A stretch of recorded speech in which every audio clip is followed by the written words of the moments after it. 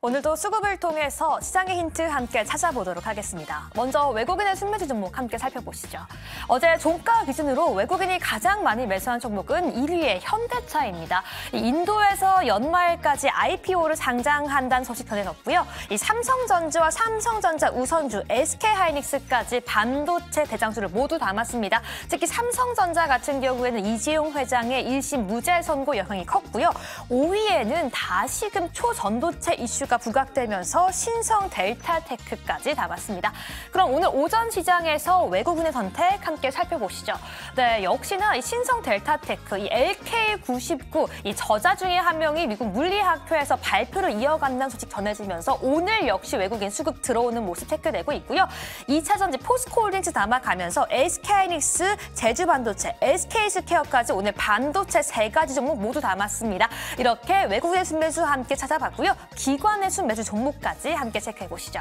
전일 종가 기준 기관 역시 현대차를 1위로 가장 많이 매수했고요. 이어서 LG화학까지 저PBR 종목 주목받으면서 함께 매수하고 있습니다. 쌍용 C&E 같은 경우에는 자진 상폐 이슈 속에서 계속 수급 들어오고 있고요. 4위의 삼성물산, 5위의 통신주 KT까지 저PBR 관련 이슈로 주목받고 있는 모습 체크되고 있네요. 그럼 오늘 오전 시장 기준 기관의 순매수 선택도 함께 살펴보도록 하겠습니다. 네, 오늘 같은 경우에는요, 은행주 이어받으면서 기업은행도 집중하고 있고요. 현대차는 오늘 역시 2위로 기관이 집중하고 있습니다. 3위로 포스코 DX에 이어서 오늘은 4위에 완성차 업체 현대차와 기아 모두 남아가고 있는데요. 은둔형 방산기업으로 주목받다가 다시금 해외 수주 공략에 나서는 소식 속에 기아 다시금 주목하고 있고요. 역시나 저PBR 이슈 속에 삼성생명까지 담고 있습니다. 그럼 개인의 수급도 함께 지켜보시죠. 네, 개인 전일 종가 기준입니다. 삼성전자와 SK하이닉스 반도체 2개 종목 모두 매수했고요. AI 기대감 속에 네이버는 개인 계속해서 담아가고 있습니다.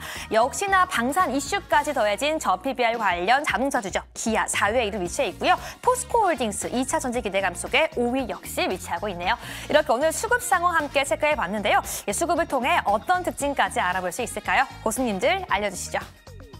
네, 오늘장 수급 특징 쭉 보도록 하겠습니다. 외국인 투자자들의 수급을 요즘에 계속 보게 되는데요. 어제 저희 시간만 하더라도 매도를 보였던 외국인이 오후장 매수를 확대하면서 1,700억 넘는 매수를 보였죠. 지금도 외국인이 소폭 매수 우위가 나타나고는 있는데 과연 오후장이 더 늘려나가게 될지는 아직은 모르죠. 그리고 코스닥 같은 경우에는 어제 이어서 오늘도 외국인과 기관의 동반 매도가 나타나고 있는 상황입니다. 자, 오늘 수급 특징 보도록 하겠습니다. 외국인의 SK하이닉스 사랑, 그리고 기관 같은 경우에는 오늘장 금융주 또 현대차에 대한 매수세를 나타내고 있는데요. 어떤 점을 가장 특징적으로 봐야 될까요? 하창원 교수님. 네, 저는 HD 현대일렉트릭을 보고 있습니다. 외국인의 수급이 그래도 좀 연속적으로 좀 들어오고 있고요. 특히나 이제 전거래일에 좀 많은 순매수가 들어왔거든요. 네. 뭐 아시겠지만 변압기 같은 경우는 뭐 실적이 워낙 잘 나오고 있고 변압기 중에서도 HD 현대일렉트릭만 거의 뭐 좀 더 강하게 움직이고 있다라고 보시면 좋을 것 같습니다. 이번에 실적 발표도 상당히 잘 나왔고요. 또 1월 30일에 또 신규 단일 판매 공급 계약이 또 계속 나오고 있기 때문에 이런 수주 모멘텀들이 계속적으로 이어질 확률이 높은 상황에서 변압기 쪽은 계속적인 관심이 필요하지 않을까라고 보고 있고요. 특히나 대형 쪽 그리고 대장 역할을 해주고 있는 종목을 보시는 게 맞을 것 같고요. 앞으로도 뭐 미국의 대선들 그리고 뭐 이런 지정학적 리스크에 따른 뭐 후발로 좀 복구해야 되는 부분들, 뭐 사우디라든지 중국 쪽에서도 경기 부양을 위한 또 이제 인프라 투자 관련된 이슈가 나올 수 있기 때문에 앞으로의 뭐 모멘텀들은 정말 좀 우직하게 나타날 수 있지 않을까라는 관점에서 뭐 지속적인 실적 베이스 관점으로 보시기에는 나쁘지 않은 산업일 것 같다라고 정리를 좀 드리겠습니다. 네. HD 현대일렉트릭을 오늘장 수급 특징 종목으로 한번 확인을 해봤고요. 김종효 교수님. 네, 저는 LG화학인데요. LG화학. 기관 매수가 유입되고 있고 외국인 매도하고 있습니다. 아까 KCC와 말한 동일한 종목이죠. KCC가 지금 왜 이 종목을 들고 있는지 모를 정도로 투자유가증권이 많다고 했는데 이것도 마찬가지죠. 물론 연관이 있습니다. LG엔솔의 지분을 80%가 넘게 들고 있죠. 왜 계속 들고 있는 거죠? 경영권 지배하려면 51%만 들고 있으면 되는데 말이죠.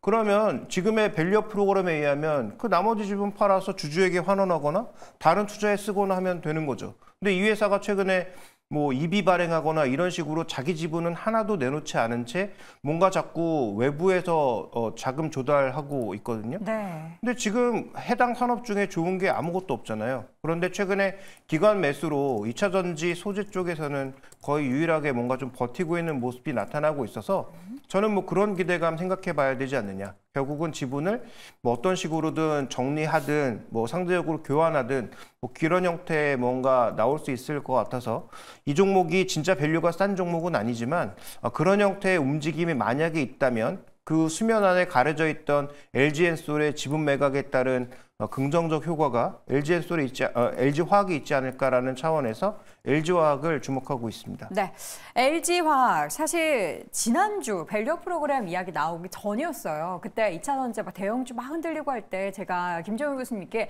LG화학은 어떤가요? 라고 여쭤봤던 그 기억이 있는데 그때 샀으면 어땠을까? 아쉽습니다. 그때 사실 무서웠거든요. 너무 이렇게 줄줄 흘러내리기만 해서. 근데 이런 얘기가 나올 줄 알았더라면 참 샀으면 좋았겠다라는 생각이 듭니다. 자, 마지막으로 새해 보고서는 어떤 종목일까요? 일단 전 종목에 앞서가지고 한 가지 좀 말씀을 드리고 싶은데 네. 지금 현재 우리나라의 그 선물 시장 관련해가지고 외국인이 매도를 좀 많이 하고 있고요. 그러고는 지금 베이시스가 딱 붙어 있는 상황입니다. 어찌 보면 현물과 선물의 괴리율이 이제 붙었다가 제가 보고 있는데 지금 이게 백오데이션 말 그대로 선물이 현물보다 밑으로 내려가는 현상까지 보이고 있을 정도로 선물 매도가 센 상황입니다. 근데 이 부분에 있어가지고 지금 그래서 다른 나라를 보시면은 중국이 급반등을 하고 있는 모습인데요. 네. 지금 항생 같은 경우에는 지금 차트를 보시면은 1.8% 이상 올라가면서 이게 지금 오늘 장이 열리고 난 뒤에 올라가는 모습입니다. 그래서 이게 쭉쭉쭉쭉 이제 우상향을 하고 있는 상황인데 요 상황에서 일단 그 왜 이런 일이 발생하고 있느냐에 대해서 말씀을 좀 드리면은 일단 중국이 이제 기관에서 이렇게 나왔습니다. 우리는 통화 정책을 이제 쓸 수 있는 여력이 충분하다라는 이런 이야기를 하면서 2월에 LPR 금리, 2월에 이제 중국의 기준금리, 대출우대 금리를 내릴 수 있다라는 그런 좀 이슈가 이제 외신에서 나오고 있다라는 점. 그리고는 이거는 뭐 계속 나왔던 부분이니까 요게 아니라고 하더라도 지금 중국에서 그 CIC라고 있습니다. 중국 투자공사가 있는데 네. 오늘 지금 이제 뉴스가 나왔는데 11시 벌로 나왔어요.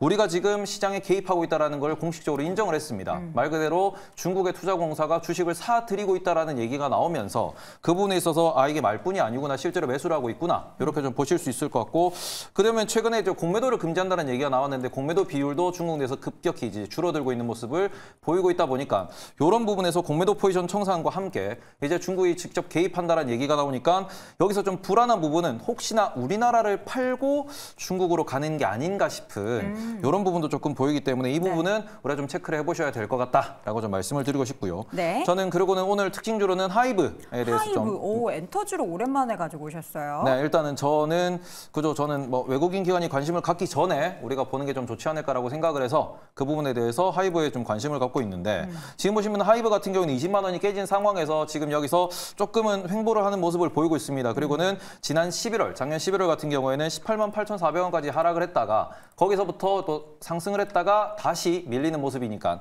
어찌 보면은 전저점 부근이다라고도 볼 수 있는 대목입니다. 이러면은 기술적 분석으로도 이제 전저점을 이제 이탈하게 되면은 손절할 수 있는 포인트다라고 네. 보실 수 있고, 올해 같은 경우에는 하이브 관련돼 가지고 위버스 매출이 인식이 될 거다라는 이런 이야기가 나오고 있습니다. 관련돼서 이번에 실적 발표에서 어떤 식의 청사진을 그릴 것인가, 그리고 이런 부분에서 또 BTS가 한 명 한 명 또 올해 여름부터 제대를 하잖아요. 네. 그런 부분에 대해서 어떤 식으로 우리가 좀 시장에서 반응하는가에 대해서 지켜볼 필요가 있을 것 같아서 가져와 봤습니다. 네, 자 이렇게 해서 수급 특징주 오늘 세 종목 확인해봤고요. 다시 한번 정리해드리겠습니다.